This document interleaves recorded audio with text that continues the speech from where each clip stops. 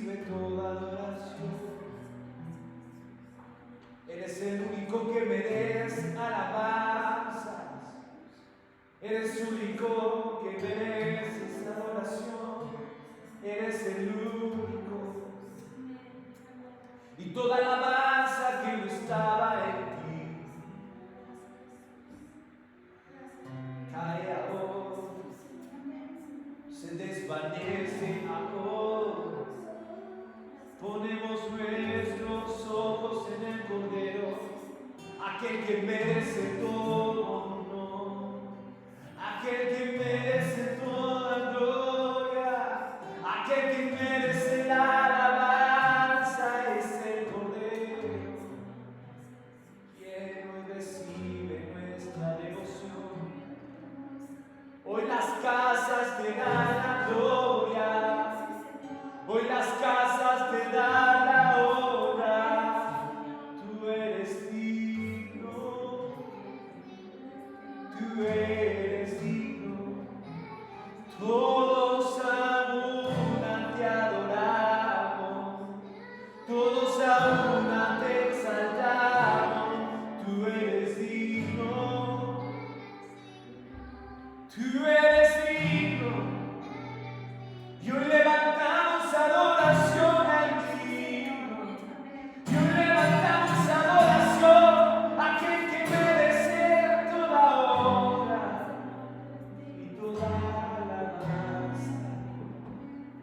Maravilloso, en este momento maravilloso, estamos honrándote a ti, Señor. Y cada casa se llena de tus alabanzas. Y cada casa se levanta en gratitud al Eterno. Y cada casa te bendice. Y cada casa te bendice. Porque solo tú eres digno. Solo tú eres digno. Nuestros hijos te bendicen. Nuestros hijos te bendicen. Los padres te dan la gloria, Señor. Eres bendito por los siglos. Eres bendito, Cordero de Dios. Tú eres bendito. Tú eres bendito, Cordero de Dios. Bendito por los siglos de los siglos. Bendito, nadie fuera de ti merece gloria. Nadie merece honra como tú. Bendito eres tú, Señor. Que tu presencia llene nuestros hogares. Que nuestra vida sea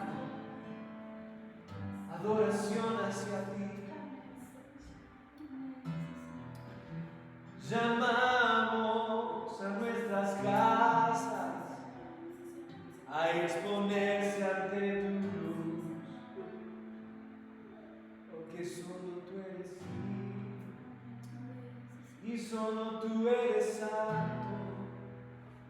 Este momento es para ti, esta adoración es para ti, nuestras familias son para ti y nuestras vidas son para ti. Todo te pertenece a ti, todo te pertenece solo a ti.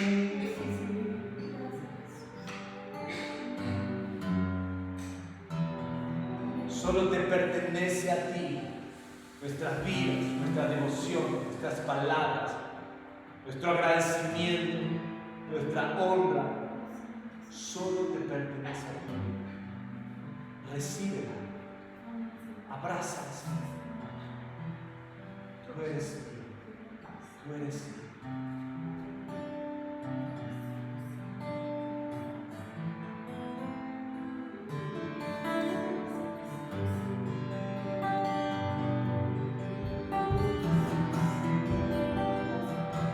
Tómate un momento para agradecerle al Señor, para orar ahí donde está. Que la presencia del Señor llene nuestros hogares y cada rincón de nuestro ser esté alabando solo al Rey, y cada rincón de nuestro ser dé la gloria al Cordero de Dios.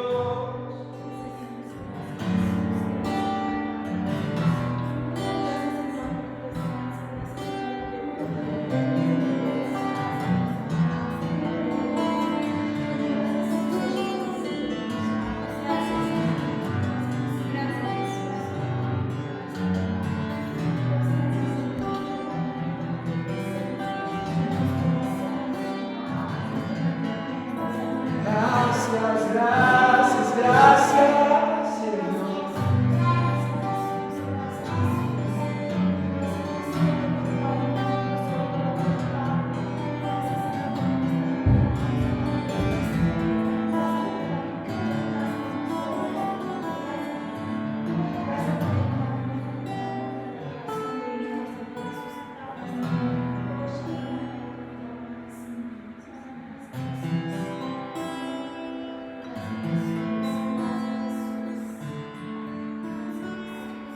Prepárense para que podamos compartir una palabra, amén. Menos mal que avisaron que Gracias se por escuchaba avisar. bajito. Entonces constantemente estemos buscando que nuestros pensamientos estén puestos en Cristo, que nuestras palabras sean un reflejo de pensamientos que están meditando en Él. Amo el pasaje del Salmo 1 cuando dice el varón de Dios que de día y de noche medita en Él. ¿En qué? En la ley, ¿no? Comienza diciendo, bienaventurado el varón que no anduvo en consejo de malo, ni en silla de escarnecedores se han sentado, sino que en la ley de Jehová está su delicia y en su ley medita de día y de noche. Hoy día la ley en la cual meditamos es aquel que cumplió la ley y Él terminó siendo nuestra porción de ley, nuestra porción de justicia, nuestra medida, ese es Cristo. No hay forma de cumplir la ley, por así decirlo, en nuestras fuerzas. Ningún hombre fue justificado por la ley, sino por la gracia. Y cada vez que meditamos en Cristo, en su obra en nosotros y que Él se hizo justicia para que nosotros alcancemos la medida, nosotros terminamos siendo esos árboles frondosos junto a corrientes de agua que dan fruto a su tiempo. Amén. Amén. Así que pongamos nuestros pensamientos en Él. No dejemos que nada ni nadie nos desenfoque de aquel que debe ser nuestro enfoque constante, y ese es Cristo.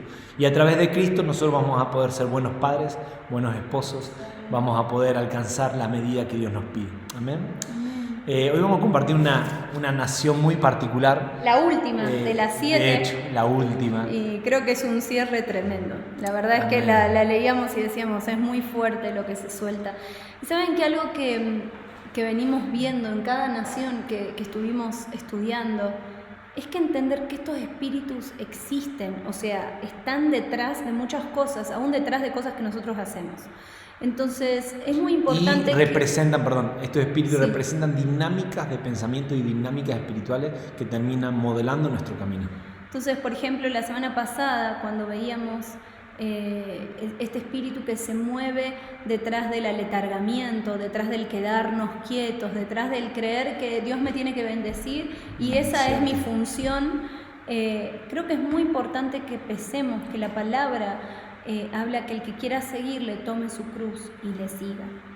Y nuevamente en esta palabra va a surgir una relación con el anterior pueblo y vamos a ver cómo todos los pueblos estos se fueron relacionando, porque en realidad todos eran cananeos, entonces su ADN era el mismo, pero realmente debemos quitar esta levadura que se ha levantado. Hoy recibíamos una palabra muy preciosa de un pastor que amamos mucho y simplemente quiero compartir algo cortito de esa palabra, pero me parecía tremendo de lo que el Señor está haciendo y de que tenemos que tomar conciencia del tiempo que estamos viviendo. Cierto.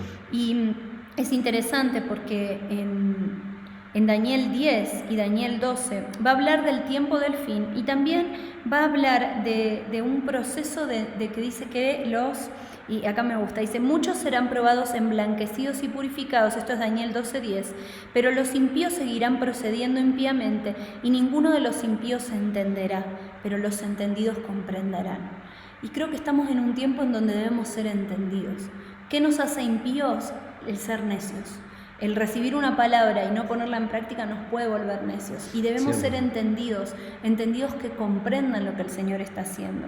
Y es interesante porque estas tres palabras dice que acrisolados viene de oler, refinar, probar, purificados viene de pulido, purificados, hacer brillar, y emblanquecidos habla de éticamente puro. Y el Señor nos está llevando a una pureza extrema. Ya hay cosas que antes tolerábamos que ya el Señor no las está tolerando. No sé cuántos lo vivieron, cómo el Señor fue quitando la levadura, cómo fue confrontándonos con las plagas, cómo está el Señor trabajando en nosotros con este tema de leche pura, de quitar los rudimentos hechos según la sabiduría del hombre y no estableciendo esa doctrina que viene de Cristo, que viene a través de la palabra. Y yo te pido que el Señor abra tu entendimiento para que hoy podamos hablar de esa nación que realmente se ha levantado tantas veces dentro de la iglesia. Es una nación que una de las características que podíamos ver es que es como que naciera en el seno de la iglesia y también en el seno de la familia. Entonces te pido que cuando lo estemos compartiendo lo veas desde ese seno, decir, Señor, ¿por qué esto se ha levantado en el seno de mi casa o en el seno de la iglesia? Uno de los errores que podemos cometer en nuestro caminar en Cristo o en el escuchar una palabra simplemente es creer que ya está resuelto, o creer que no necesitamos esta palabra, o que no me hace falta, o ponerme a pesar y a ver en qué parte no me aplica, o directamente estar en una actitud de rechazo. Creo que siempre, aunque sea una palabra que les hayamos escuchado, o un tema que les hayamos escuchado 1000 veces, siempre hay una porción nueva de revelación para alguien que tiene un corazón sencillo y humilde. Y enseñable, porque eso es importante, tener ese corazón enseñable y decir, bueno, a ver, ¿qué me estás transmitiendo? ¿Qué me estás queriendo decir con esto? ¿Sí? Porque a veces tenemos esa postura de decir, no, yo ya sé esta palabra, yo ya lo recibí. Y creo que estamos en un tiempo en donde el Señor realmente nos está confrontando constantemente. O sea, para nosotros siempre, y se lo hemos dicho desde que hacemos lo de las naciones, es lo primero que el Señor confronta es de nosotros mismos. Saber qué cosas de estas nos han pasado a nosotros, qué cosas de estas nos estaban zarandeando, debemos quitar del medio, qué cizaña ha crecido entre el trigo que realmente nos está permitiendo que seamos efectivos en lo que el Señor quiere que hagamos. Para mí la necedad más grande es creer que algo está resuelto. Creer que ya estamos superados, porque siempre hay una porción nueva para crecer, siempre hay algo nuevo para entender, siempre hay algo nuevo para recibir, y algo nuevo para cambiar. Exacto. Por eso la palabra dice hasta que todos lleguemos a la estatura de ese varón perfecto. Eso nos habla de un proceso de crecimiento constante.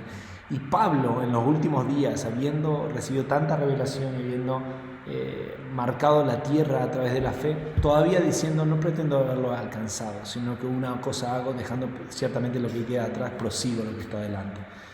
Entonces, esa actitud de no creer que hemos alcanzado las cosas, sino constantemente estar en búsqueda de más de Cristo, eso marca la diferencia todo el tiempo, ¿verdad? Todo el tiempo. Amén. Vamos con esta última nación, séptima nación, es la nación jebusea. Y vamos a ver 3 rasgos fuertes de esta nación. Pero para eso vamos a ver cuál es la raíz de la palabra jebuseo. La raíz es jebus, que significa lugar trillado, lugar para pisotear. Eso nos lleva a entender que los jebuseos habitan entre las tribus, hay que entender que los jebuseos habitan entre las tribus de Judá, que es alabanza, y Benjamín, hijo de la mano derecha. Qué interesante, en medio de estas dos naciones tan fuertes, en medio de la alabanza, en medio de entender lo que es ser benjamitas, hijos de la mano derecha, lobo arrebatadores, se levanta una nación como una cizaña en medio de dos cosas poderosas que va a tratar de producir 3 cosas. Acuérdense, la raíz jebus, que es trillar o pisotear. Es un espíritu, este pueblo jebuseo representa la fuerza de la tiniebla que que se levanta para pisotear nuestra vida, usa la acusación, la condenación o la culpabilidad y nos lleva a separarnos de Dios y de la iglesia y también, por supuesto, de la familia. Por lo tanto, hablamos de 3 puntos: acusación, condenación y separación. Sí, vamos a ver y vamos a desarrollar estos 3 puntos y cómo los jebuseos se levantan justamente a eso, tratar de pisotear nuestras vidas, tratar de pisotear el propósito de Dios, tratar de pisotear el diseño de Dios a través de la acusación, la condenación y la separación. Una de las cosas que pasa cuando uno trilla la semilla es separar la cáscara de la semilla en sí. Entonces, algo que veíamos es como este trillador, Jebús viene de trillar, viene a tratar de aplastar la semilla. Cuando la semilla se aplasta, miren, me pasó hace poquito que habíamos comido duraznos y quise quitar la pepita del durazno que está dentro, escondida dentro del carozo, y decía que con mucho cuidado, con un martillo, le golpees y para poder sacar la semilla entera, porque si se parte la semilla, no sirve. Y me pasó que, no sé, tenía 10 duraznos y de los 10 me quedaron 3 semillas bien, y todas las demás, por la fuerza que yo ejercía al trillarla, se terminó rompiendo. Entonces, yo lo que veo también que es un espíritu que viene a romper la semilla, a quebrarla, para que no pueda dar fruto, a volverla estéril, ¿sí? A hacerla inútil. Exacto. El pueblo de los jebuseos, este espíritu jebuseo lleva a la depresión, robando la mirada que Dios tiene de nosotros, enfocándonos en lo caído, pero sin la perspectiva de la fe y transformación del espíritu. Nos hace pensar en lo que no logramos, lo que no tenemos, degradándonos y usando el menosprecio. Ahora vamos a volver a leer esto, ¿sí? Pero más pausado. Piensen en lo que está diciendo, es muy fuerte. Dice, este espíritu nos va a llevar a la depresión, ¿sí? Robando la mirada que Dios tiene de nosotros. O sea, nos va a deprimir para que dejemos de mirar lo que Dios tiene para nosotros, enfocándonos en lo caído, ¿sí? En lo caído, pero sin la perspectiva de la fe y transformación del espíritu. O sea, nosotros a veces nos tenemos que mirar lo que está caído en nosotros, pero ¿con qué perspectiva? Con la perspectiva de la fe. ¿Para qué? Para que al mirar lo corrupto lo podamos quitar. Por eso, hay gente que, por ejemplo, tiene habitaciones donde está llena de cosas guardadas en oscuridad y directamente pasa por al lado y ni la mira y no prende la luz porque sabe que hay demasiado y no quiere ni pensar en lo que tiene que ordenar. Entonces, este espíritu trata de que nos enfoquemos en eso sin la acción del espíritu. El espíritu es lo que prende la luz y nos lleva a ordenar. Y esto justamente hace lo contrario, ¿no? Nos lleva... Claro, de traernos menosprecio, de hacernos sentir mal por lo que no hicimos, por lo que no cumplimos, por lo que perdimos. O sea, lo que va a tratar es de robarte la fe, de generarte un estado de depresión. No, ¿para qué voy a ir a la iglesia? ¿O para qué me voy después de, por ejemplo, ¿no? Una situación de pelea conyugal y después tenés que ir a la iglesia? Y no, ¿para qué vamos a ir? Mira, nos acabamos de pelear, no, mejor no vayamos porque mira cómo estamos y qué sé yo. Cuando eso es una mentira, eso es un espíritu que se está levantando que lo que está tratando es de robar la semilla de lo que el Señor quiere. O sea, ese espíritu jebuseo, por eso decía que está en el núcleo de la familia, o sea, trata de forjarse ahí adentro. Entonces, generar estas situaciones de roces internos donde, no, yo no me siento capaz, ¿cómo voy a ir a adorar a Dios si estoy así, si estoy mal? Entonces me termino quedando en mi casa, me pongo a ver una película, me pongo a hacer cualquier cosa, pero perdí la oportunidad de que Dios me sane, me restaure, me libere, pueda entrar en un proceso de arrepentimiento y ser libre. ¿Por qué? Porque eso lo que el espíritu jebuseo vino a traer en mí un nivel de depresión, de vacío, de sentirme mal, y bueno, y eso es lo que produce. De hecho, lo que va a llevarnos a pensar en lo que no hemos logrado. O sea, todo el tiempo el enfoque es no lograste esto, no lograste, no tenés, o degradándonos a tal punto de que nos terminemos menospreciando a nosotros mismos. Entonces nos enfoca en lo que no tenemos, pero no a través del espíritu. El espíritu, cuando nos enfoca en algo que no está bien en nosotros, es para transformarnos. Para acomodarlo. Exacto, para transformarnos, para acomodarnos, para darnos la fuerza, para cambiarlo. Pero vos vas a reconocer cuando algo viene de Dios y cuando algo viene de este espíritu, según lo que te esté pasando. Por ejemplo, esto te va a buscar a llevarte a un tipo de depresión que no te dé fuerzas para poder lograrlo. No sé si le habrá pasado que tiene que lavar los platos y algo tan sencillo y decir, ay, no tengo ganas, uy, sé que lo tengo que hacer, y te pones mal porque lo tenés que hacer, pero no tenés ganas, estás desganado. Entonces, a mí me pasa después de un cumpleaños de los nenes, que viene después de un cumpleaños, yo siempre hacía los cumpleaños en casa, entonces sí, cuando terminaba el cumpleaños, que vos terminás molido porque estuviste a la par ayudando, armando toda la toda la preparación. preparación y todo eso, tenés que limpiar, y yo entraba así a la cocina y era, ay Señor, o sea, lo dejo para mañana, pero vos sabés que no lo podés dejar para mañana, porque al día siguiente te levantás y tenés que hacer el desayuno y los nenes no tenés espacio donde poner las cosas, entonces lo tenés que hacer en ese momento, pero qué fiaca, diría yo, que, exacto. ay no, ya es como que está todo tan desordenado y no te da ganas de hacerlo. Por lo tanto, este espíritu te enfoca en lo que está mal, pero te roba la fuerza para poder hacerlo. Entonces lo que trae es condenación, y esa condenación lo que busca es separarte de tu posición. Va en contra de nuestra posición en Cristo.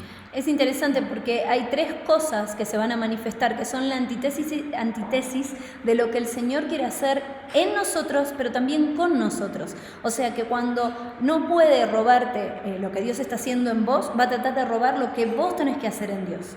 ¿Sí? O sea, va a tratar de robar el propósito, va a tratar de traerte un nivel de depresión o algo con relación a tu propósito. ¿Y qué va a traer? Va a traer acusación, va a traer condenación y va a traer separación. El Jebuseo utiliza 3 tiempos para pisotear a los creyentes que pretenden destruir la promesa de los hijos de Dios. Acusa, condena y separa. Veamos lo que dice Romanos 8, 33 al 35. Dice, ¿quién acusará a los escogidos de Dios? Nosotros sabemos cuál es la respuesta, ¿sí? Siempre a estas preguntas está el diablo como respuesta. Pero leamos el pasaje. ¿Quién acusará a los escogidos de Dios? Dios es el que justifica. ¿Quién es el que condena?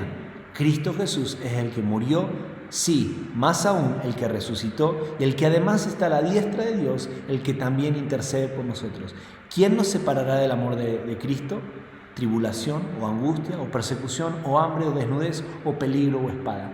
A estas 3 preguntas, aunque están las verdades en Cristo, lo que va a buscar el diablo es desenfocarte de estas verdades que está soltando tremendas en Romanos 33 al 35, y va a llevar justamente a acusarte, a condenarte y a separarte. ¿Cómo lo va a usar? Ahora lo desconectándonos, y vamos a ver cómo opera esto. La acusación presiona para que sientas lo siguiente. Por ejemplo, yo no puedo superar mi pasado. ¿Sí? Y ahí me venía, por ejemplo, personas que tuvieron una relación fea con otra persona o que quedaron muy, muy enlazadas en su alma y nunca pudieron salir de eso y siempre anhelaron formar una familia, pero era tan fuerte lo que les había pasado, el trauma, la situación, que terminan quedándose solas y no era el diseño de Dios, pero terminan en eso porque nunca pudieron resolver esta situación de que no podía superar el pasado, ¿no? También te va a llevar la acusación a que sientas lo siguiente: me siento derrotado. Te va a llevar a que mires justamente tus fracasos o tus equivocaciones, tus errores, para que te quedes mirando eso y te sientas justamente derrotado. Y no puedas avanzar en lo que el Señor te está hablando. Entonces va a venir una palabra de super fe que te inyecta fe y todo, pero ese espíritu lo que hace es te sentís tan derrotado que decís, no, esto es para todos menos para mí. A mí Te esto no me descalifica, toca. esa es la palabra, te descalifica. Estoy cansado de esto, estoy débil. Y esto viene cuando muchas veces se repiten situaciones, ¿no? En nuestra casa, en nuestro hogar, y uno pierde la capacidad de pelear. Ya es como que se cansa. Y bueno, ahora piensen por un momento en Abraham, ¿no? O sea, desde que él recibió la promesa hasta que se cumplió, pasaron aproximadamente 10 años. Qué fuerte debe haber sido cada vez que él se levantaba y veía que todo seguía igual y que la promesa no venía, ¿no? Entonces, justamente lo que busca es traer cansancio por no alcanzar lo que estás buscando alcanzar. o en el caso de Abraham, él dudó en algún punto, o sea, él creyó la palabra, pero creyó que tenía que hacer algo en función de eso. Y eso también hay detrás un espíritu jebuseo, porque si ustedes se fijan, él termina no cumpliendo totalmente la voluntad del Señor, que era que Sara tenga un hijo, sino que lo hace a través de Agar. O solo Sara, porque después lo va a tener. Claro, solo Sara, pero en el sentido de que lo termina haciendo a través de Agar. ¿Y cómo trabajó eso? A través del cansancio. Él ¿Cuánto dijo, tiempo bueno, habrá pasado diciendo, bueno, no está viniendo, posiblemente tenga que hacer algo yo. Entonces primero te cansa, te debilita y luego te da otra opción, te ofrece otra opción. Y el otro día yo escuchaba algo y era que en Dios no tenemos plan B. Me pareció tremendo eso, ¿no? A veces inconscientemente tenemos el plan A y el plan B, pero en Dios no existen los plan B. Si tenés plan B es porque no estás confiando en el Señor ni en lo que Él te ha dicho, porque tienes otra opción. Si no me llega a funcionar la fe, voy por el plan B. Estoy en el piso, siento como una nube pesada sobre mí, de esto no saldré nunca. Son espíritus que se mueven muchas veces, a veces cíclicamente, a veces estoy súper bien y de golpe algo pasa que me roba la fe. Por ejemplo, voy a dar un ejemplo muy conocido, que es lo de la pandemia, el temor.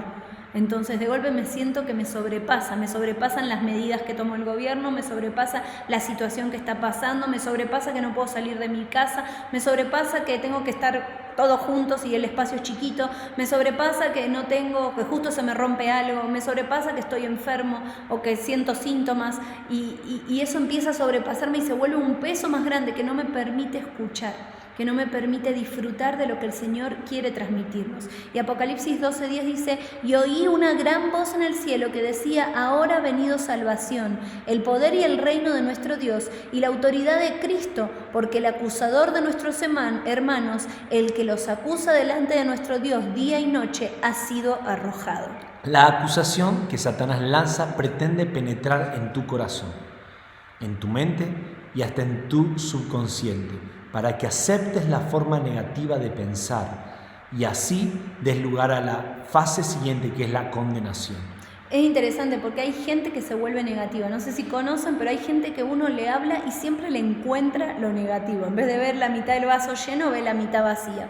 Y es un constante. Entonces, en su boca nunca hay alabanza. Siempre hay queja. Y eso es porque en algún punto esto llegó a corromper su corazón. Este espíritu pudo entrar a su subconsciente y empezar a producir en ellos una forma negativa de pensar.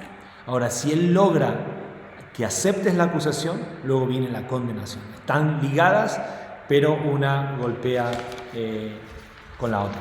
La condenación nos va a llevar a una posición o un pensamiento de que no tengo perdón, me merezco lo que estoy pasando, no tengo perdón, me merezco lo que estoy pasando, soy un miserable, me merezco lo peor, Dios nunca me perdonará. Esa es la condenación que trae a causa de haber aceptado la acusación, ¿sí? Yo me acuerdo que, yo estuve un tiempo cuando era adolescente que me alejé del Señor y después volví con todo mi amor, con toda mi fuerza, tuve un encuentro muy hermoso con el Señor, pero saben que me pasaba algo y era que yo me había arrepentido de lo que había hecho cuando estuve apartada, pero algo que me pasaba era que yo me sentía condenada por lo que Dios me había dicho antes de apartarme. Entonces no me condenaba por lo que hice en el mundo, me sentía condenada porque dije, perdí todo lo que Dios un día me había prometido. O sea, tenía la sensación de que le había metido tanto la pata que Dios esto nunca me lo iba a perdonar. Como que sí, me perdonó, pero todas estas cosas que te prometí ya habían quedado destruidas, se habían perdido en el camino porque vos perdiste tu oportunidad. Y fue muy fuerte porque fue casi un año que yo me sentía así. Y realmente salir de eso era el poder perdonarme, porque la condenación lo que trae es que Dios te perdonó, ya te dice sos libre, pero uno se autoesclaviza, produce como una autoesclavitud a lo que hiciste o a lo que recordás o al pecado o a lo que sea.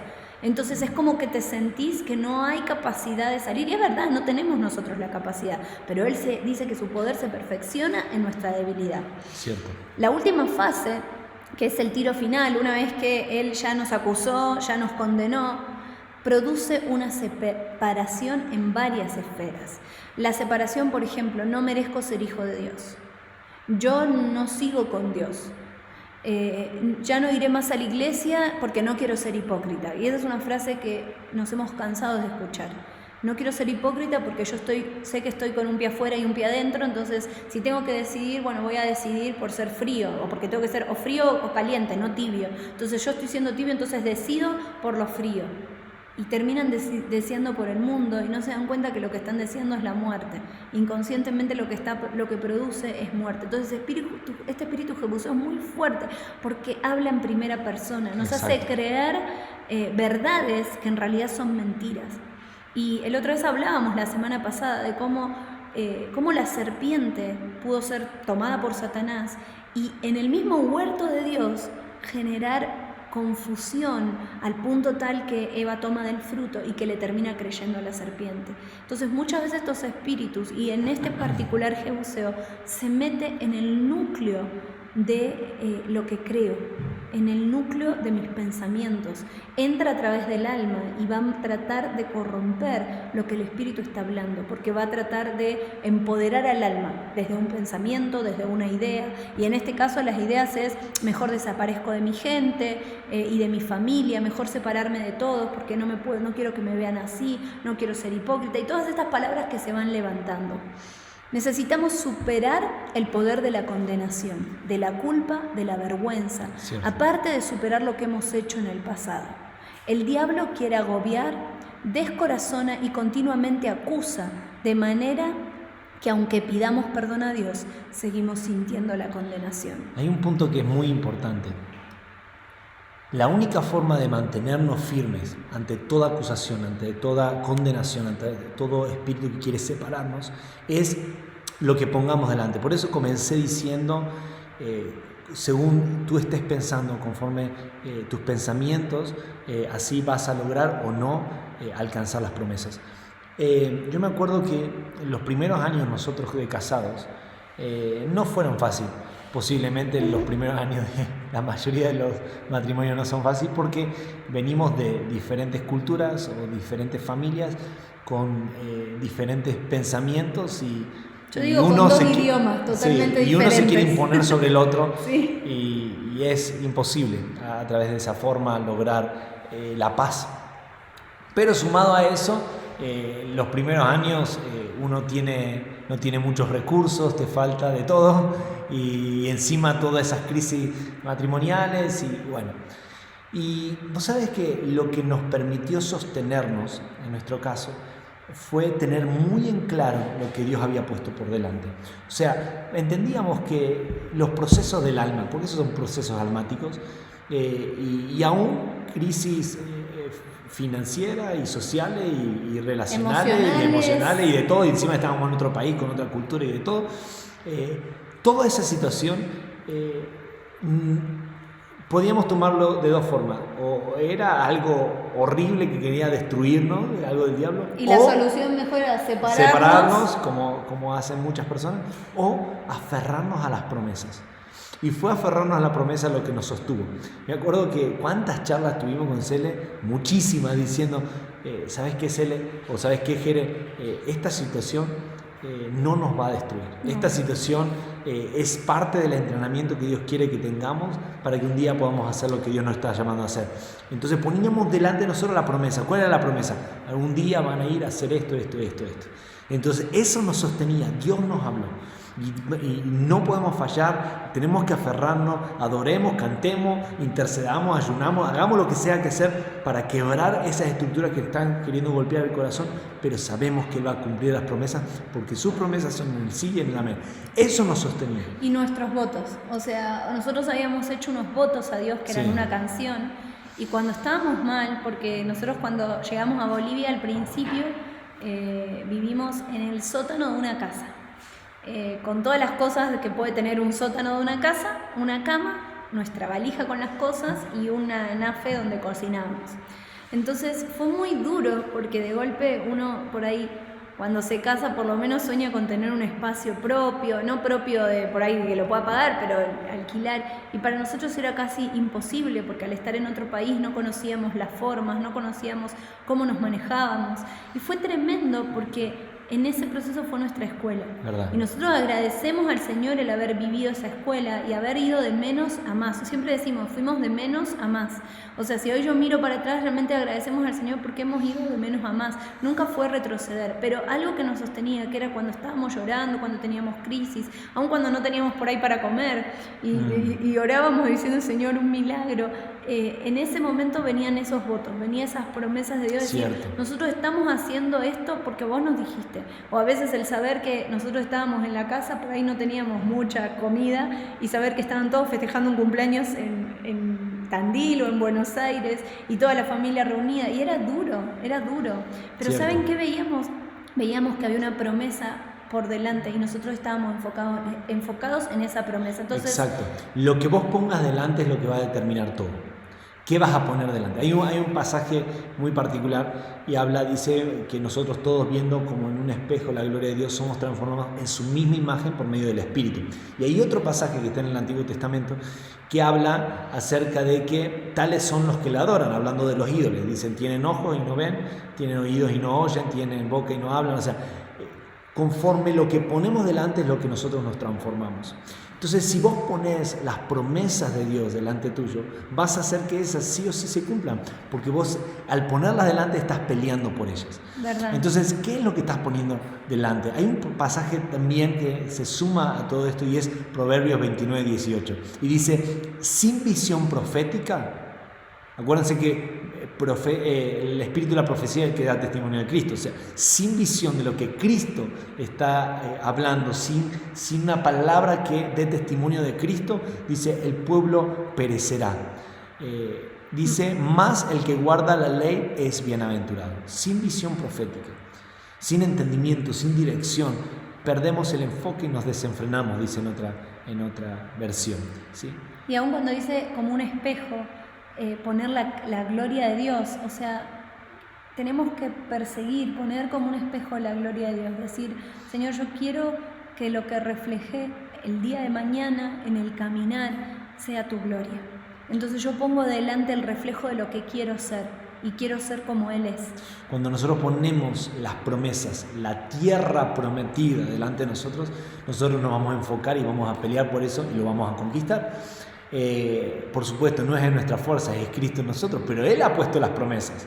Entonces nosotros tenemos que creer e ir en pos de ellas. Hay un pasaje en Números 13:30 donde Caleb dice, acuérdense que estaba Josué y estaba Caleb, y Caleb dice que tenía 80 años y que tenía la misma fuerza que cuando tenía 40.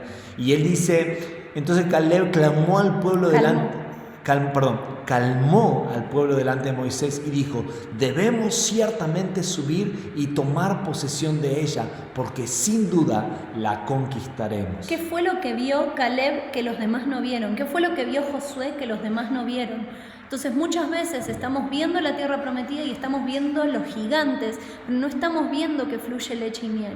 Y estamos en un tiempo en donde el Señor ha puesto por delante la tierra prometida. Sí, hay gigantes, pero realmente Él nos dijo que nos esforcemos y seamos valientes porque tenemos la victoria en Él. Entonces debemos caminar en eso. Ahora, siempre las tinieblas van a buscar enfocarte en tus debilidades, en tus errores, en tus fallas, en tus incapacidades. Ahora, nadie va a negar que somos en muchas cosas incapaces, en muchas cosas débiles, en muchas cosas no somos capaces o no tenemos la fuerza para hacer las cosas. Y es verdad, no tenemos la fuerza. Hay un pasaje que creo que se complementa perfectamente. Es Pablo cuando habla acerca de su aguijón en la carne. Y él dice que en 3 oportunidades había orado al Señor y el Señor le había dicho que no. Y él le contestó al Señor, le dice, bástate mi gracia porque mi poder se perfecciona en tu debilidad. Mi poder, porque Dios le está hablando a Pablo, mi poder se perfecciona en tu debilidad. Bástate mi gracia porque mi poder se perfecciona en tu debilidad. Y qué interesante, porque las tinieblas tratan de enfocarnos en nuestras debilidades. En el aguijón. En las áreas que... Pero el Señor dice, tranquilo, mi poder se va a perfeccionar en tu debilidad. La perspectiva de los jebuseos es como condenarnos a través de mirar nuestra debilidad y que no somos capaces, a través de que hemos fallado anteriormente, a través de enfocarnos en el pecado. Hay una palabra, el otro día lo entendíamos, no sé si están revisando, espero que sí, todos ustedes, el tema de leche pura. Y Fernando decía algo tremendo, el tema de la justificación. Y la justificación tiene que ver con que el Señor directamente se olvida, borra completamente tus errores eso es justificación. O sea, para Dios ya no existe ese error al momento que tú pediste perdón y aceptaste la limpieza por la sangre del Cordero. Ya no se acuerda más. Entonces vos le decís, no, perdóname porque, no sé, mentí. Porque mentí. ¿Cuándo mentiste? Sí, para Dios ya se olvidó de eso, o Él decidió borrarlo. ¿Por qué? Porque Él te justificó. O sea, delante de Dios eres justo. Eso es justificación. Delante de Dios eres justo. Por la sangre del Cordero somos justificados. O sea, ahora, ya no hay condenación para aquellos que están en Cristo Jesús. Aquellos que no andan conforme a la carne, sino conforme al Espíritu. Eso dice la palabra. Entonces, cuando andamos conforme al Espíritu, cuando nuestra vida está en Cristo, ya no hay condenación, porque hemos sido justificados. Entonces, ¿qué es lo que pasa? Una vez que hubo arrepentimiento y hubo limpieza por la sangre del Cordero, esas dos cosas que van de la mano, me arrepentí, realmente hubo un quiebra en mi corazón y fui justificado y cubierto por la sangre del Cordero, ya no hay forma de que las tinieblas te acusen. Si te vuelven a acusar cuando vos ya te habías arrepentido y ya habías sido purificado por la sangre del Cordero, y hubo un cambio, entonces ese espíritu es un espíritu acusador. Ese es un espíritu que viene a querer enfocarte en algo que Dios ya te justificó y que Él ni siquiera recuerda. Pero el diablo te busca, que lo vuelvas a mirar y lo vuelvas a mirar y lo vuelvas a mirar y terminamos en ciclos interminables, bucles infinitos de donde no salimos porque te busca condenarte para que no puedas ver la gracia que fue derramada sobre nosotros. Nuestra perspectiva debe estar basada y fortalecida en las promesas de Dios. Y Amén. Jeremías 29, del 11 al 13 dice, porque yo sé los planes que tengo para Amén. Vosotros, declara el Señor, planes de bienestar y no de calamidad, para daros un futuro y una esperanza. Me invocaréis y vendréis a rogarme, y yo os escucharé. Me buscaréis y me encontraréis cuando me buscáis de todo corazón.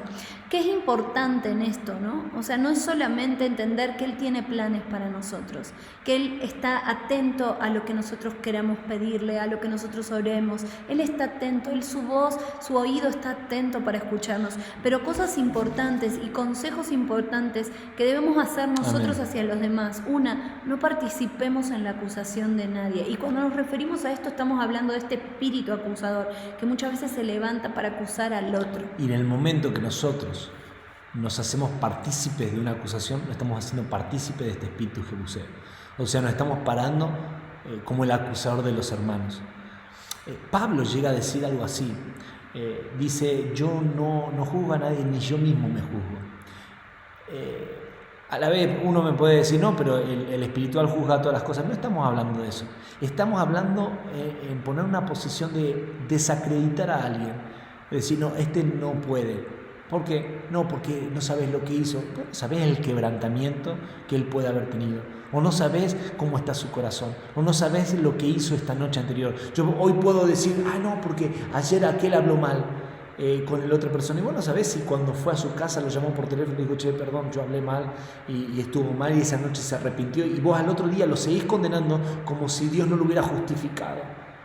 Entonces, ¿quiénes somos nosotros para acusar o para menospreciar o menoscabar la vida de otra persona? ¿O quiénes somos para decir si alguien pide perdón, que realmente el perdón lo hizo de corazón o no? O sea, a veces es como que juzgamos desde dónde, no, el perdón, me pidieron perdón, pero no lo hizo de corazón, así que en realidad no vale.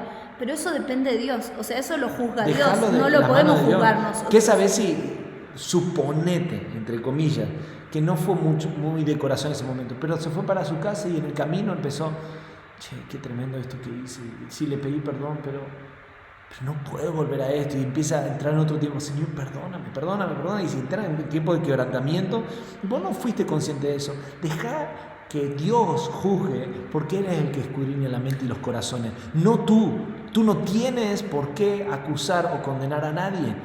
El acusador de los hermanos es el diablo. Y hablaba en el pasaje de Apocalipsis cómo había sido arrojado a la tierra el acusador de los hermanos. Otra cosa interesante es que muchas veces nos ponemos en ese lugar de fiscal. Y uno de lo interesante, el trabajo de fiscal es un trabajo que no lo paga el sistema. Que lo paga el sistema. El sistema le va a pagar al fiscal para que él acuse. Y muchas veces nos hemos puesto como fiscales. en la iglesia, como fiscales en nuestra propia familia, juzgando lo que el otro hizo, juzgando lo que hizo un hermano o un familiar. A veces nos levantamos como fiscales. La única forma de poder abordar un tema así es, como dice la palabra, si ves que tu hermano peca, ve y háblalo con él. Eso es correcto. Otra cosa es acusarlo o juzgarlo. O hablar con otras personas de un tema que la persona ni sabe que están hablando. Entonces, por ellos. ejemplo, imagínense que yo veo a mi esposa que tiene una mala actitud. Entonces, ¿qué debo hacer? ¿Ir a hablar con las otras personas de que ella tuvo una mala actitud? No. Ir con ella y decirle, amor, me parece que lo que hiciste no estuvo bien. O sea, no fue la actitud correcta. ¿Te das cuenta? ¿Por qué no oramos? O sea, ¿qué está pasando en tu corazón? ¿Por qué reaccionaste así? Esto, aquello. Yo trabajo con ella para ver cómo la puedo ayudar en ese proceso, pero no desde una posición de acusador o de una persona que le está condenando. Y puede pasar la misma situación en una congregación. Una persona se comportó mal, pero yo no lo hablo con la persona correcta, no voy a solucionarlo con esa persona, sino que se lo comento a otras personas. ¿Qué pasa? Después la persona viene, me pide perdón, lo resuelve conmigo, pero después quedan esa semillita de, mirá lo que hizo, en todas las otras. ¿Por qué? Porque esta persona no sabe que se habló con esas otras. Entonces, no le va a pedir perdón a las otras. Entonces queda esa sensación de lo que alguna vez hizo y en algún punto genera ese espíritu de condenación que se levanta. Algo que también se va a manifestar, y lo dijimos porque es el significado de los jebuseos, es el trillador. Y esto se refiere a personas afectadas por este espíritu, tienden a menospreciar y humillar a otros. O sea, así como decíamos que el trillar es separar la semilla de su cáscara, y muchas veces que terminan aplastadas y terminan inútiles y no sirven y se vuelven infértiles, también muchas veces las personas que poseen este espíritu, no que les ataca el espíritu, sino que ya este espíritu ha crecido en ellas, tienden a menospreciar y a humillar a otros. Y de esta manera impiden que otros crezcan. Quieren que los demás se sientan pequeños y deliberadamente intervienen para evitar que otras personas pequeñas se levanten en autoridad. Esto es muy, muy, muy fuerte. Ciertamente el espíritu detrás del racismo y las castas sociales es un espíritu jebuseo. El verse como superior es un espíritu jebuseo. Lo que se movía también detrás de Hitler, que en algún momento lo hablamos con otro de los espíritus, pero también se movía este espíritu, el creerse más que los demás, el menospreciar a los demás por su condición, por su cultura, por su forma de vestir. Lamentablemente la iglesia está llena de personas bajo este espíritu jebuseo. Es duro esto, pero pueden tomar forma en los creyentes legalistas que predican un evangelio de reglas fariseicas, en que enseñan a los creyentes que guarden y obedezcan estas reglas sin que se les enseñe el potencial que tienen en Cristo. O sea, solo miran lo malo, solo miran tienes que cumplir esto, tienes que hacer esto otro, pero no entienden la posición que tenemos en Cristo. Fuimos santificados según Efesios, antes de la fundación del mundo fuimos declarados santos, fuimos apartados para Él. Entonces, yo hablar de la ley y hablar de imponer todo tipo de reglas sin entender la obra de Cristo nos está desenfocando y podemos terminar cayendo en este espíritu. O también puede presentarse de una forma más sutil, predicando que la iglesia está dividida en dos castas, los ministros y los laicos. Eso ha sido algo muy dañino, donde hay personas de que no, él es el pastor o él es el ministro, él es el ungido y nosotros simplemente necesitamos a este oráculo. Somos las ovejitas. Exacto, necesitamos este oráculo para que nos enseñe. Para que nos sane, para que nos restaure, para que nos libere. Exacto.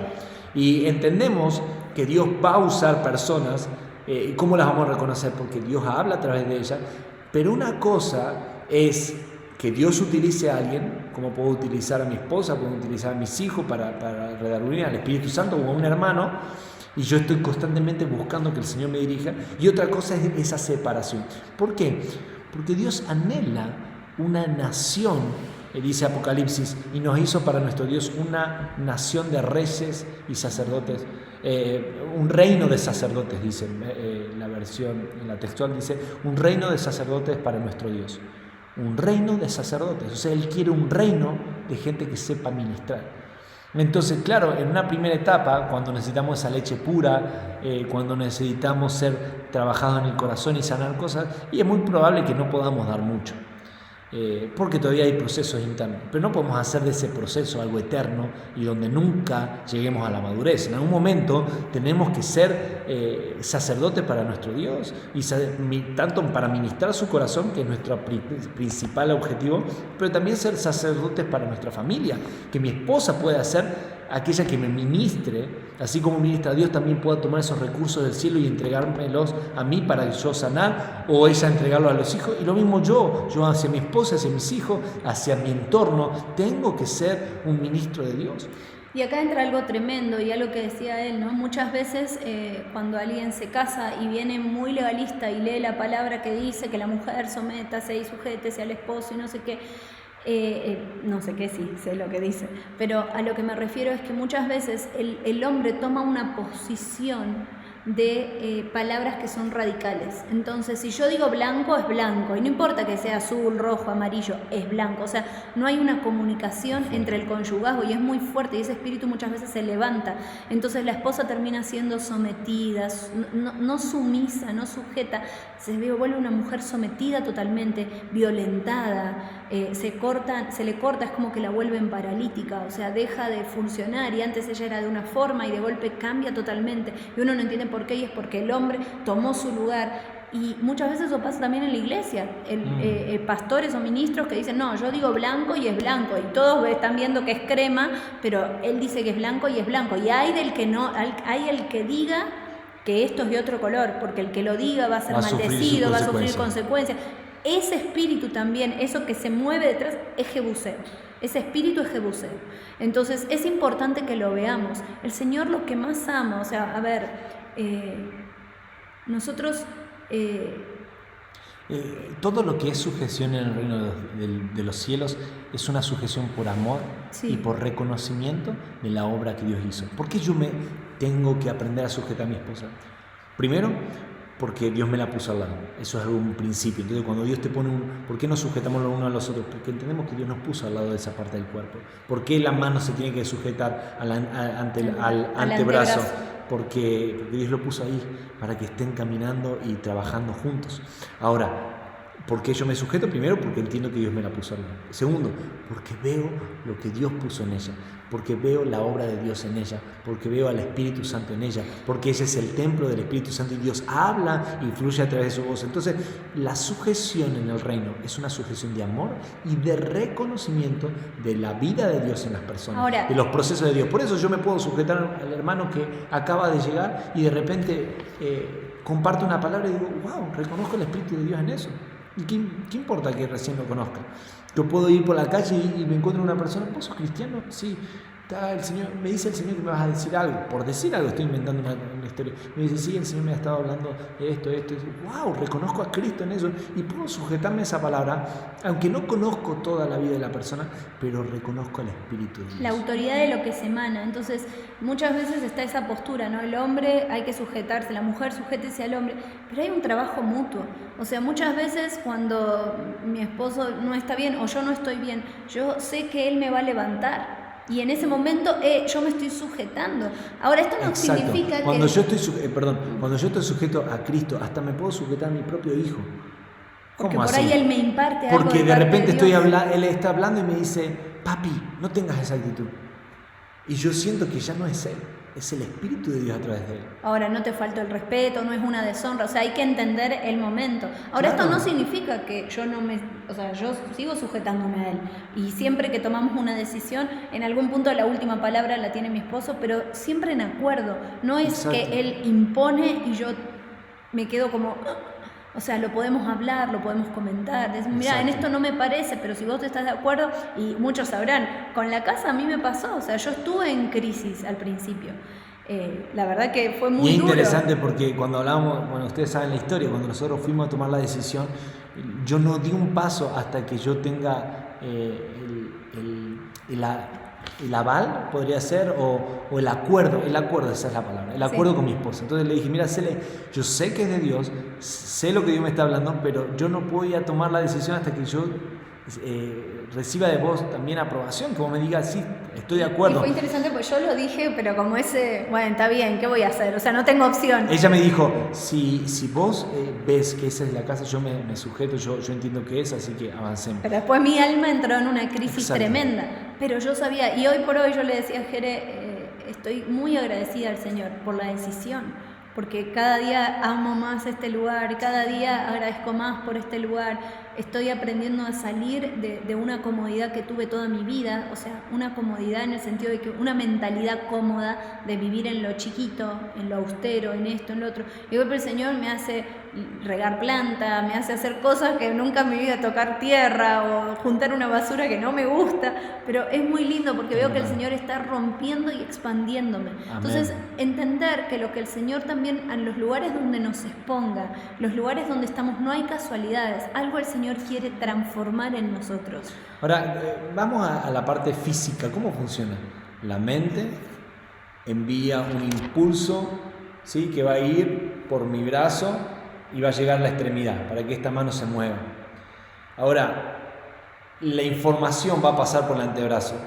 Si esta mano no quiere reconocer a esta parte del cuerpo, va a decir, no, ¿por qué vos me vas a mandar? ¿Quién sos para mandarme? ¿O quién sos para decirme que me mueva?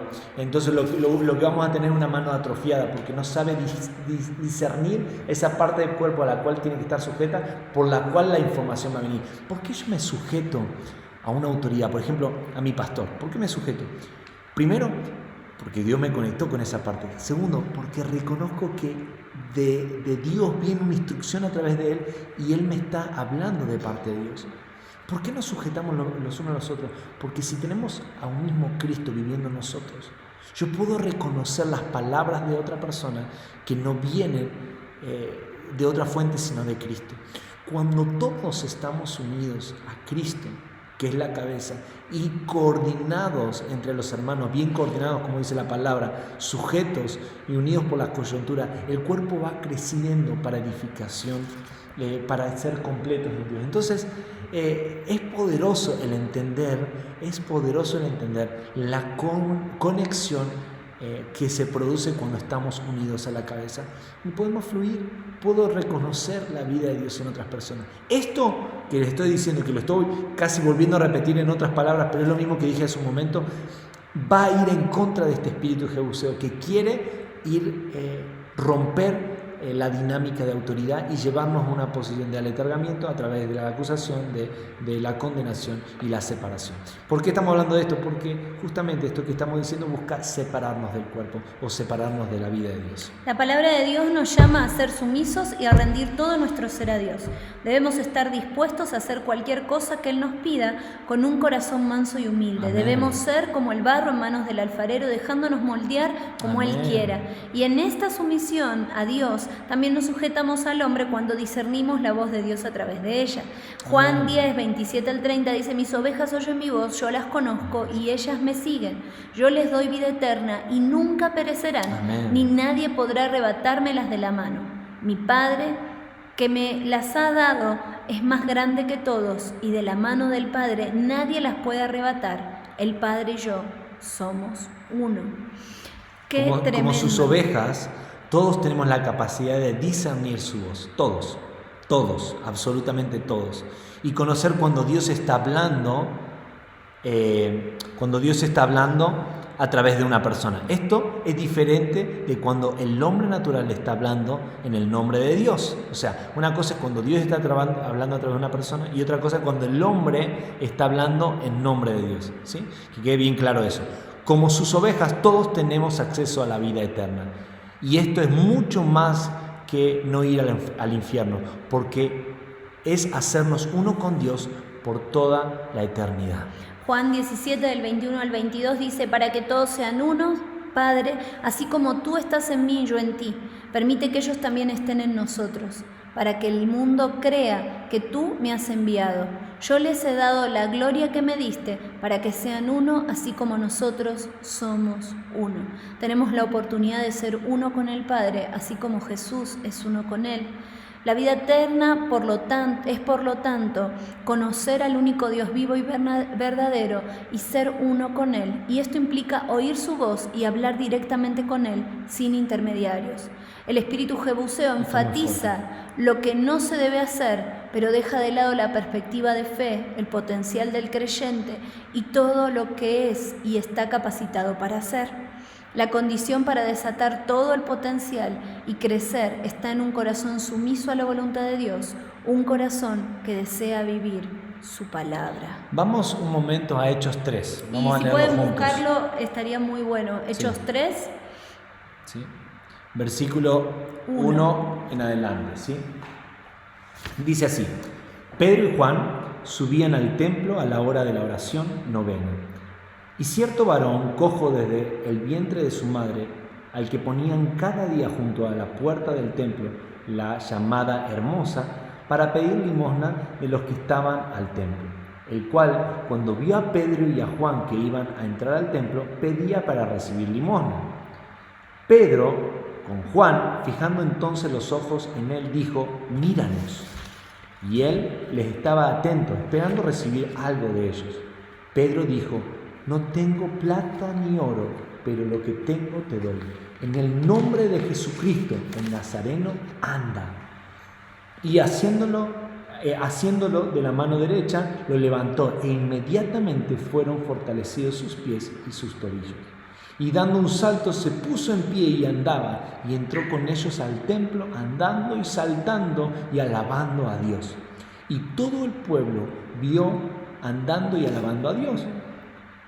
Y lo reconocían que era el mismo que se sentaba a pedir la limosna en la puerta del templo La Hermosa, y se quedaron llenos de admiración y asombro a causa de lo que había acontecido. Es interesante, pero Pedro les va a contestar, dice, no, el 11 faltó. Perdón. Faltó el 11. Y dice: y mientras él tenía asidos a Pedro y a Juan, todo el pueblo, asombrado en gran manera, corrió conjuntamente hacia ellos al pórtico de Salomón. Estábamos en el concepto de la Hermosa, así es algo interesante que estábamos viendo, es que la iglesia se llamaba La Hermosa y la Hermosa tiene un trasfondo, una relación con lo que es la gracia. Y justamente decíamos, así que este paralítico representa a todos los creyentes que han quedado paralizados por el espíritu jebuseo. O sea, una de las cosas que hace el espíritu jebuseo es paralizar y no tomar conciencia de que están cerca de la puerta de la gracia. O sea, él estaba, este paralítico estaba cerquísima de la puerta de la gracia, pero lo único que él podía hacer era mendigar. Él no podía entrar a encontrarse con Dios. En ese momento el templo representaba el encuentro con Dios.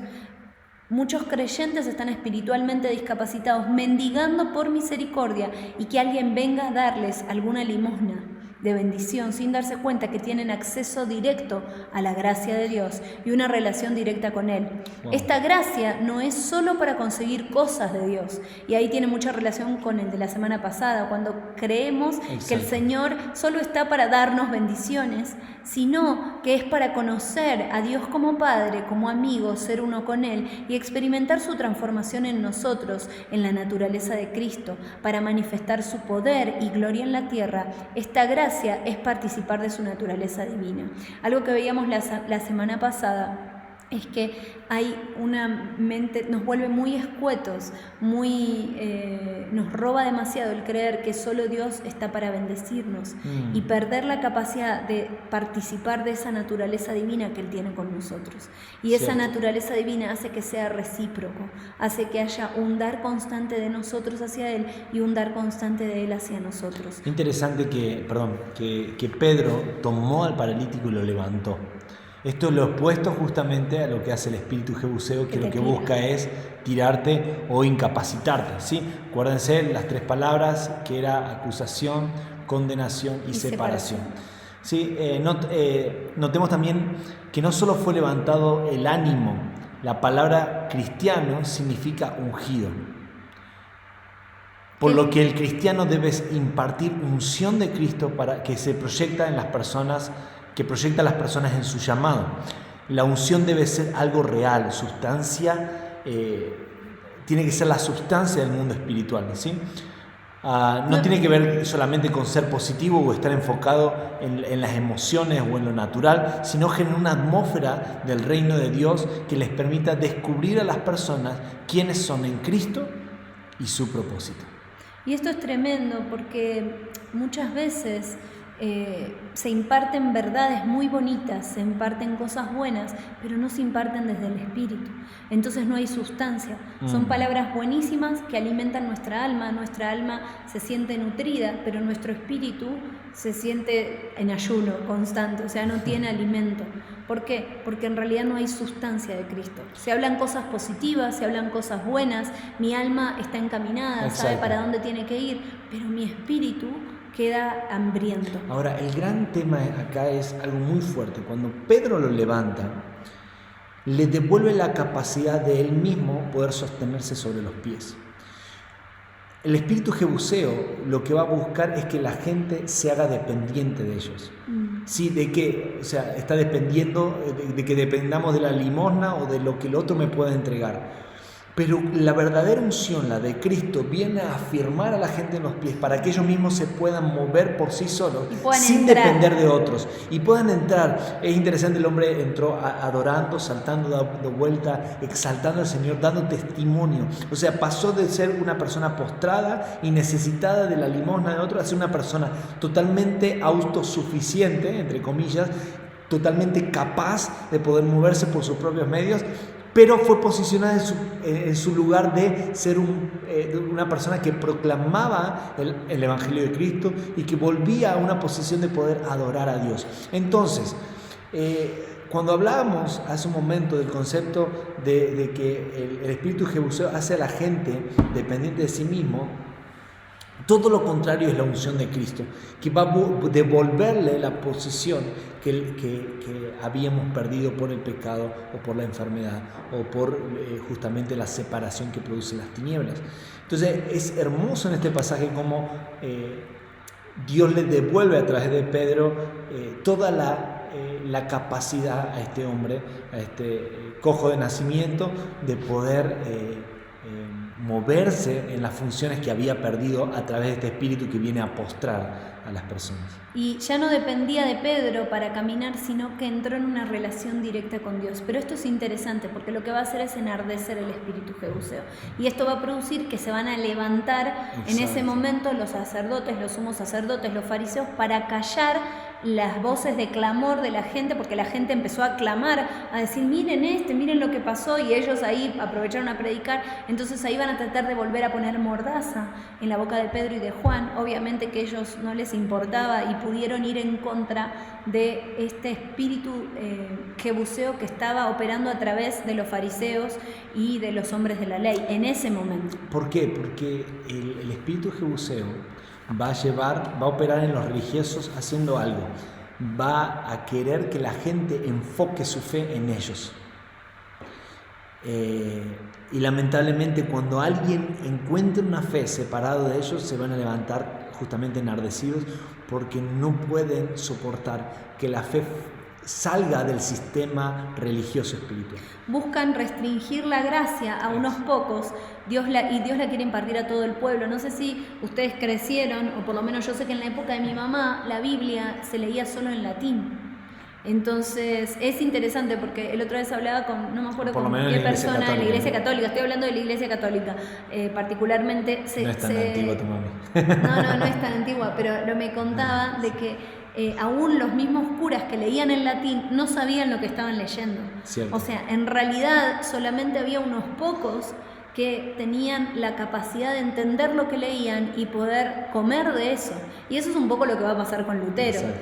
Lutero empieza a leer la Biblia con revelación y empieza a darse cuenta de que un montón de cosas que se hacían no eran correctas.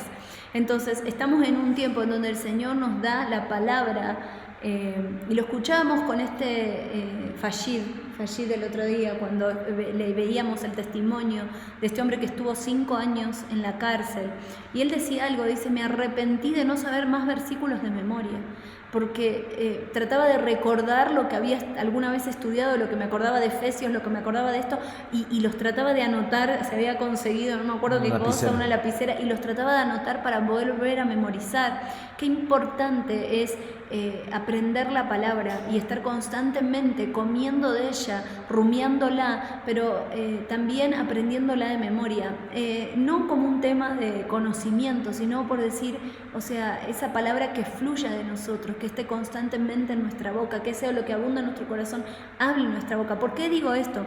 Porque muchas veces el jebuseo viene a restringir esa gracia. La gracia de, no, pero la revelación la tiene solamente esa persona que nos suelta la palabra y yo no tengo nada para compartir. Y si ustedes se fijan, desde que, bueno, más o menos nosotros nos juntábamos a reunirnos, algo que les decíamos es compartamos de la riqueza de todos. Y todos tenían la posibilidad de comentar, de hacer preguntas, de soltar lo que Dios les estaba mostrando en ese tiempo, porque entendemos que todos nos enriquecemos. Exacto. Y queremos llegar a este punto que creo que es cómo aplicamos todo esto en la familia, qué encontramos en la familia. Y cuando empezamos yo les decía que tanto como esto se gesta, este espíritu trata de gestarse en el núcleo de la iglesia, también se gesta en el núcleo de la familia. Y leamos por un momento, lo vamos a leer nosotros, 2 Corintios 3:17. Dice, porque el Señor es el Espíritu, y donde está el Espíritu del Señor hay libertad. Piensen en el cojo de la esclavitud a la cual el Señor lo sacó a través de Pedro y de Juan. Y justamente el espíritu jebuseo lo que busca es acusar, condenar y separar para subyugar, ¿sí?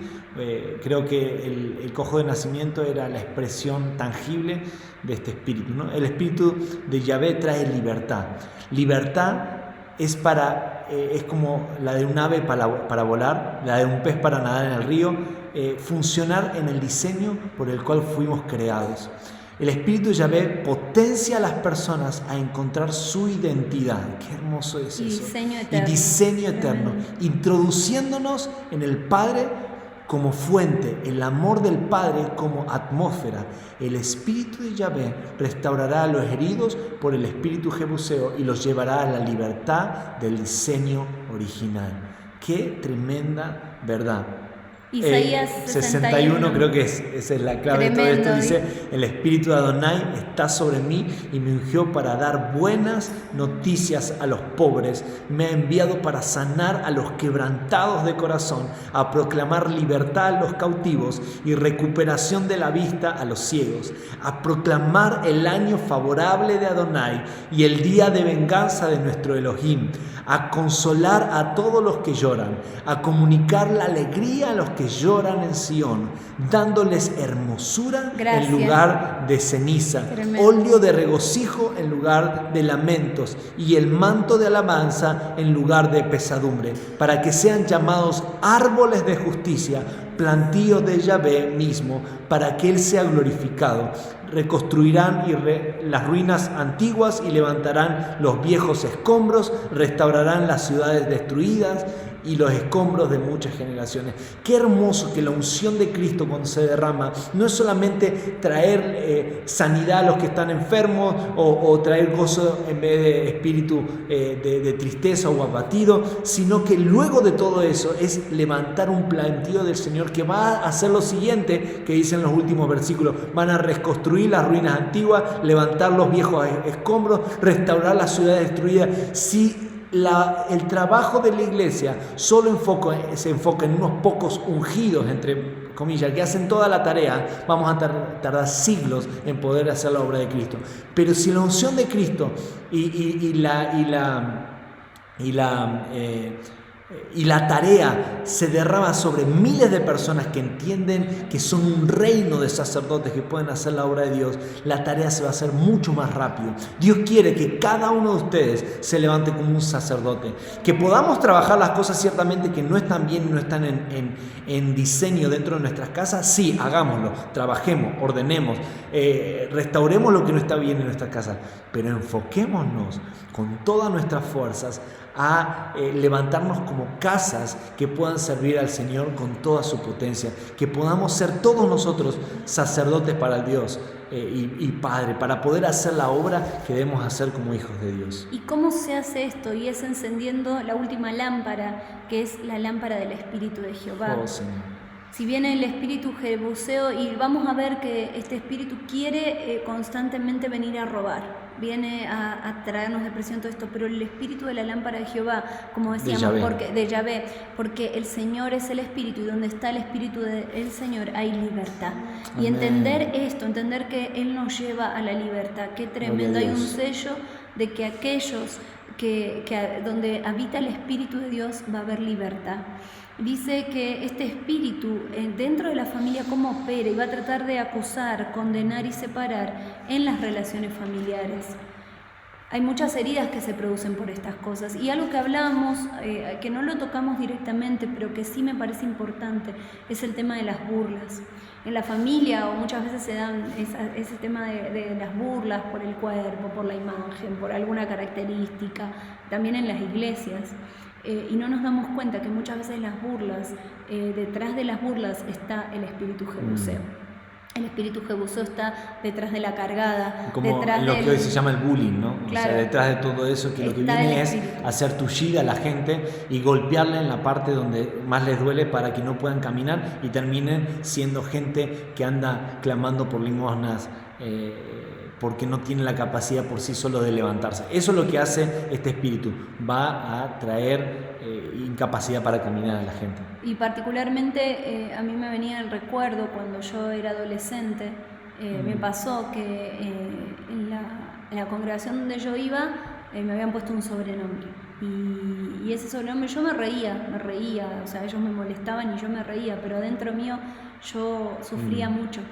Entonces muchas veces nos reímos del comentario del hermano, nos reímos del chiste con relación, no sé, a que engordamos 1 kilo o a cualquier cosa que nos puede pasar, pero en realidad dentro nos está doliendo, nos está molestando. No puede ser parte de la cultura de la iglesia la burla o el bullying, como hoy día se lo conoce, o el menosprecio o el tirar abajo, porque como hijos de Dios estamos para justamente motivar, impulsar y llevar adelante la vida de Cristo en medio de nosotros. Por eso la palabra dice que nos tratemos y que nuestra relación sea con cánticos espirituales, con himnos, con salmos, con alabanzas. O sea, ese debe ser el lenguaje de la iglesia. No puede ser que, bueno, cuando estamos adorando o estamos en la reunión todos, santo, santo, gloria, gloria, esto y aquello, y después nos reímos, hacemos chistes, nos burlamos los unos de los otros, nos cargamos. Eso no debería ser. Deberíamos buscar constantemente, si nuestro objetivo sería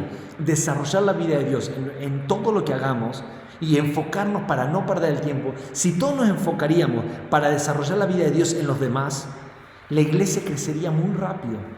Pero todo el tiempo estamos esperando recibir limosna y no nos damos cuenta que nosotros somos un instrumento de Dios, de justicia, para hacer todo lo que dice en Isaías 61, para traer a través de la unción de Cristo la restauración y el equipamiento de los santos. Y acá ese también, debe ser el objetivo. Creo que también entra el tema de comentarios en el celular. Exacto. De cosas escritas que leemos que están fuera de lugar. Entonces creo que estamos en un tiempo en donde tenemos que hilar fino, Exacto. donde tenemos que realmente separar lo precioso de lo vil, cuidar mucho lo que estamos escuchando, lo que estamos viendo, lo que entra por nuestros ojos, lo que leemos, porque muchas veces detrás de esas cosas hay un espíritu jebuseo. Aún dentro de la familia hay personas que no se saben relacionar en amor, sino que se relacionan en esas peleas de chiste, pero no es una forma de relacionarnos. O sea, una cosa es hablar o molestarse. Voy a dar el ejemplo típico de River Boca, por ejemplo, que se molestan, pero a veces eso ya excede y no hay otra forma de hablar, no hay otro medio de comunicación que esa situación. Entonces, ¿qué está impidiendo que yo pueda comunicar con otra persona? Comunicarme de forma sana, de forma normal. ¿sí? Y creo que el Señor diseñó a la familia, y lo dice la palabra, para que el Espíritu de Jehová fluya Amén. como río por Amén. medio de las relaciones, activando en cada miembro de la familia una lámpara que Amén. ayuda a los demás a descubrir su valor. Y es tiempo de que levantemos el valor del hermano que tenemos al lado, de nuestra familia, que levantemos las cosas buenas que cada uno tiene, Exacto. que tomemos un tiempo, y me venía esto, no solamente quitar todo lo malo que hemos hecho, sino tomarnos un tiempo como casa, como familia, para ver las características buenas que cada uno tiene y resaltarlas y poder exponerlas. Exacto. Y decir, ¿sabes qué? Yo veo esto, porque a veces no nos tomamos el tiempo para decir todo Exacto. lo bueno que vemos en el otro. Cierto. Y es tácito. Y yo sé que él lo va a hacer porque él es bueno en esto, porque él es bueno, pero en realidad nunca me detengo a expresarlo, Exacto. a decirlo. Y estamos en un tiempo en donde es necesario que también podamos expresar, que el otro conozca lo que hay en mi corazón sobre esa persona, sobre él mismo. Cierto. Que levantemos la identidad de los hermanos, que levantemos la identidad de los amigos, que levantemos la identidad de mi cónyuge, de mis hijos, ¿sí? ¿Cuántas veces a nuestros hijos les decimos, cuando yo era chico yo no lloraba como vos, o no gritaba como vos, o no hacía esto como vos, y terminamos poniéndoles una carga que no pueden sobrellevar? Estamos en un tiempo en donde debemos cuidar, enseñarles. Si yo le puedo dar el ejemplo, el otra vez Jere justo le enseñaba a Benjamín, porque Benjamín lloraba muy fuerte, se había golpeado, pero lloraba como que cualquiera que escuchaba decían, lo mataron.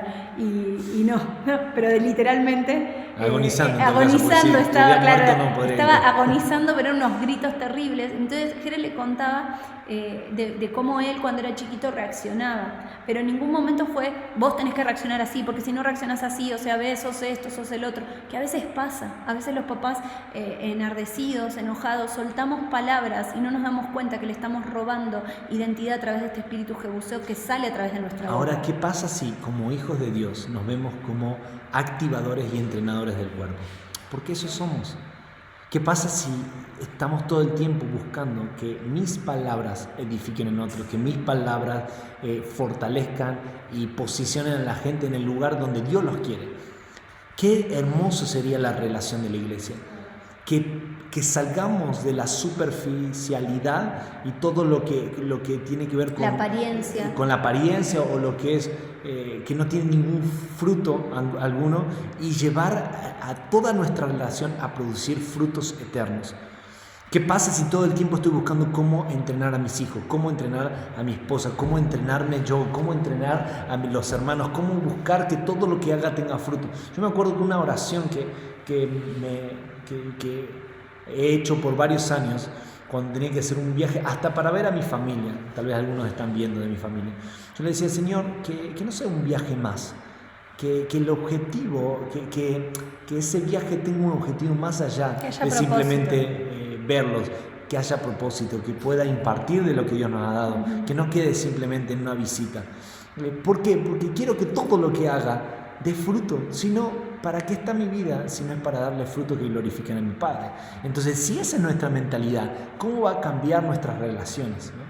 Todo va a ser en pos de levantar a la gente, todo lo contrario que lo que hace este espíritu jebuseo.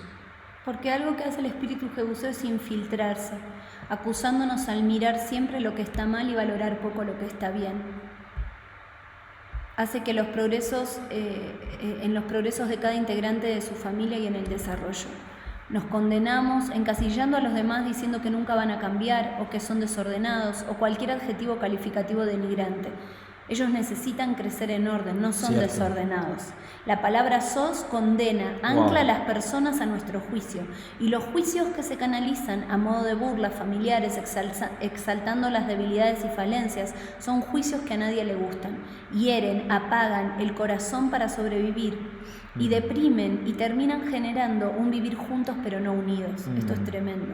Con el correr de los años, la falta de efectividad, la incomunicación, la frialdad termina convirtiendo a cada integrante de la familia en un jebuseo, que a veces se somete a un jebuseo de mayor rango, el más frío y duro, pero siempre encuentra una víctima para aliciar. Y esto es literalmente horrible. Pero a veces es tan común, el espíritu jebuseo divide a la familia, pero hoy estamos ante la oportunidad de desterrarlo, de nuestros hogares y linajes, pero también de desenterrarlo, porque yo percibo que estaba oculto en la tierra, arraigado, abandonando esta manera de pensar enfocada en el hombre caído y no en el salvado y en el proceso de transformación. Y queremos terminar con un versículo que es tan tremendo y que a veces no le damos la importancia y la revelación. Dice: por lo demás, hermanos, todo lo que es verdadero, todo lo honorable, todo lo justo, todo lo puro, todo lo amable, todo lo que es de buena reputación, si hay alguna virtud, si hay algo digno de alabanza, considerad estas cosas. Y quitando toda desconfianza de pensar lo malo. Amén. Realmente que nuestros hogares sean hogares llenos del Espíritu de Jehová, Amén. de Yahvé. Sí, que operemos en una atmósfera donde la gracia de Dios sea tan palpable, tan hermosa, que podamos crecer, madurar y superar las debilidades desde la honra, donde nuestras familias sean familias unidas y generar esa atmósfera para que el Señor habite en nuestros hogares. Amén.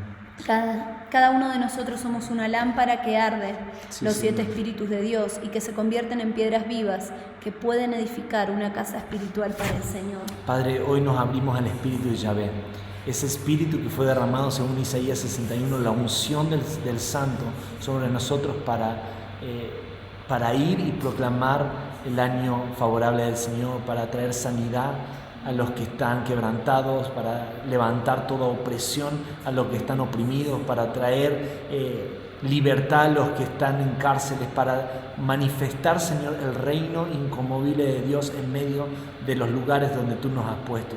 Permítenos, Señor, quitar todo pensamiento que me lleva a ser un mendigo espiritual, esperando limosna de otros, para ser una persona que alaba, que salva al Señor y que termina siendo un testimonio vivo de la vida de Dios en nosotros. Padre, rechazamos todo espíritu jebuseo que viene a traer esa desolación, viene a traernos esa deshonra, Señor, que viene a acusarnos, que viene a condenarnos y que viene a separarnos del propósito eterno. Padre, llamamos a las familias a ser personas que puedan trabajar, que puedan desarrollar, que puedan equipar, que puedan alinear todo lo que debe ordenarse dentro de nuestros hogares, y que podamos ser instrumentos de justicia para edificar en otros la vida de Dios, que quitemos de nuestra boca esas palabras que no producen fruto, palabras soltadas a la ligera, que simplemente separan y quiebran y traen menosprecio sobre las vidas de aquellos que nos pusiste alrededor. Padre, gracias por esta revelación, por esto que hemos podido compartir. Oramos para que en este tiempo nuestras familias crezcan en todo lo que has depositado en nosotros. Te bendecimos y te amamos eternamente. Gracias por todo lo que hemos podido compartir. A ti sea la gloria por siempre y para siempre. Amén. Amén. Amén, amados. Les bendecimos.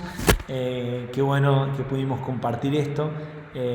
Bueno, creo que anduvo mejor el internet, aunque se cortó en una partecita. Pero estamos contentos de todo lo que se pudo compartir. Seamos instrumentos de edificación, no de destrucción, de sanidad y no de terminar dañando o hiriendo a los demás, ¿sí? Algo más, y les recomiendo que puedan revisar todas las semanas, no el material solamente del video, sino el material escrito, y que lo puedan hacer con sus familias, que era la instrucción que habíamos recibido, el compartir esto en casa, el compartir esto con nuestros hijos, el compartir esto, tomarnos el tiempo para realmente sacar de nosotros todas estas raíces, todos estos espíritus cananeos que han tenido características muy particulares en nosotros. Entonces tomemos esta semana que nos queda para que, si no lo hicimos, lo podamos completar. Amén. Y seamos fieles con lo que el Señor nos entregó. Amén. Amén. En un ratito les vamos a mandar unas instrucciones muy especiales para los niños, así que niños, estén atentos, porque niños y padres, porque los padres tienen que participar de esto, tienen que ayudar. Exacto. Estén atentos a lo que les vamos a estar compartiendo. Revísenlo y bueno, nos vemos en estos días. Vamos a estar llamándoles posiblemente y nos estaremos comunicando. Les amamos mucho. y bendecimos sus vidas, sus casas y el propósito que Dios ha puesto delante de nosotros. No dejemos de pelear por eso. Amén. Amén. Un abrazo muy grande, les bendecimos.